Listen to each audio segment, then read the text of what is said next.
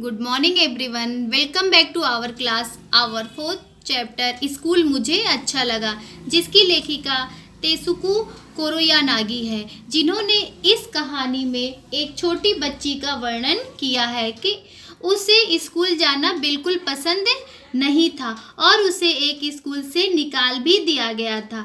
फिर उसकी माँ ने उसे एक ऐसे अनोखे स्कूल में दाखिला दिलाया जहाँ के गेट पेड़ के 2 तनों से बने थे। वहाँ के क्लासरूम रेल के डिब्बे की तरह थे। तो आइए बच्चों, इस रोमांचक कहानी को पढ़ते हैं। ध्यान दीजिएगा। जब तोतो चांद ने नए स्कूल का गेट देखा तो वह ठिठक गई, कुछ पल के लिए रुक गई।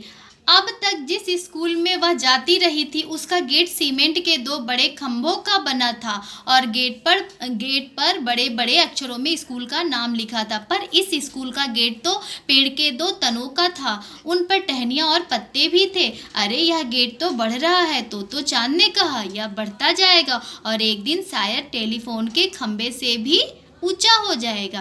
गेट के ये 2 खंभे असल में पेड़ ही थे, जिनकी जड़ें मौजूद थीं। कुछ और पास पहुंचने पर तो चांद ने अपनी गर्दन टेढ़ी कर स्कूल का नाम पढ़ना चाहा।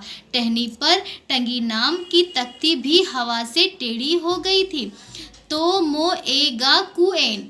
तो चांद माँ से पूछना चाहती थी कि तोमोए का मतलब क्या होता है। तभी अचानक उसे एक चीज दिखी और उसे लगा जैसे वह सपना देख रही हो। वह बैठ गई ताकि झाड़ियों के बीच से अच्छी तरह देख पाए। उसे अपनी आंखों पर विश्वास नहीं हो रहा था। माँ, क्या वह सचमुच की रेलगाड़ी है? देखो, वहाँ स्कूल के मैदान में स्कूल के कमरों की जगह रेलगाड़ी के 6 बेकार डिब्बे काम में लाए जाते थे। तो चांद को लगा ऐसा तो सपनों में ही होता होगा। रेलगाड़ी में स्कूल। डिब्बों की खिड़कियां सूरज की प्रातःकालीन धूप में चमक रही थी, लेकिन झाड़ियों के बीच से झांकती गुलाबी गालों वाली एक नन्ही लड़की की आंखें और भी अधिक चमक रही थी। क्षण भर बाद ही तो चांद खुशी से चिल्लाई और रेलगाड़ी के डिब्बे की ओर भागी। भागते भागते मुड़कर ही माँ से कहा, आओ जल्दी करो, बिना हिले डुले खड़ी इस गाड़ी में हम झट से चढ़ जाते हैं। तुम अभी अंदर नहीं जा सकती, माँ ने उसे रोकते हुए कहा। ये कक्षाएं हैं और तुम तो अभी स्कूल में दाखिल तक नहीं हुई हो। अगर सचमुच इस ट्रेन में चढ़ना चाहती हो तो तुम्हें हेडमास्टर जी के सामने कायदे से ढंग से पेश आना होगा। अब हम उनसे मिलने जाएंगे। अगर सब कुछ ठीक रहा तो तुम इस स्कूल में आ सकोगी, समझी? तो चांद को तुरंत ट्रेन में न चढ़ पाने का दुख तो हुआ, पर उसे लगा कि जैसा माँ कहती है वैसा करना ही शायद अच्छा हो। ठीक है, उसने कहा। साथ ही जोड़ा, यह स्कूल मुझे बहुत अच्छा लगा या नहीं, बल्कि यह है कि हेडमास्टर जी को तुम अच्छी लगती हो या नहीं। पर उसने कुछ कहा नहीं।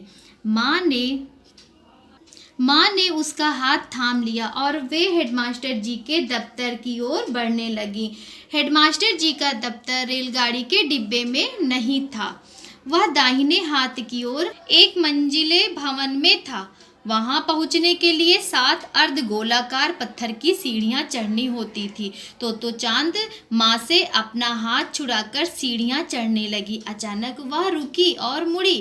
क्या हुआ? माँ ने पूछा। मन में भय था कि कहीं तो चांद ने स्कूल के बारे में अपना विचार न बदल लिया हो।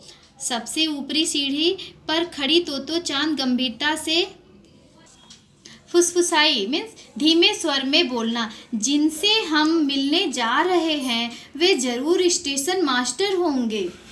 माँ धीरज वाली थी, साथ ही मजाक करना भी आता था। वह झुकी अपना चेहरा तो चांद के चेहरे के पास ले गई और फुसफुसाई।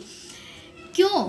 तो चांद ने धीरे से कहा, तुमने कहा था कि वे हेडमास्टर हैं, पर अगर वे इन सारे रेलगाड़ी के डिब्बों के मालिक हैं तो वे तो स्टेशन मास्टर हुए ना। माँ को मानना पड़ रहा था कि रेलगाड़ी के डिब्बों में स्कूल चलाना कुछ अनूठी बात थी, पर फिलहाल समझाने का समय नहीं था।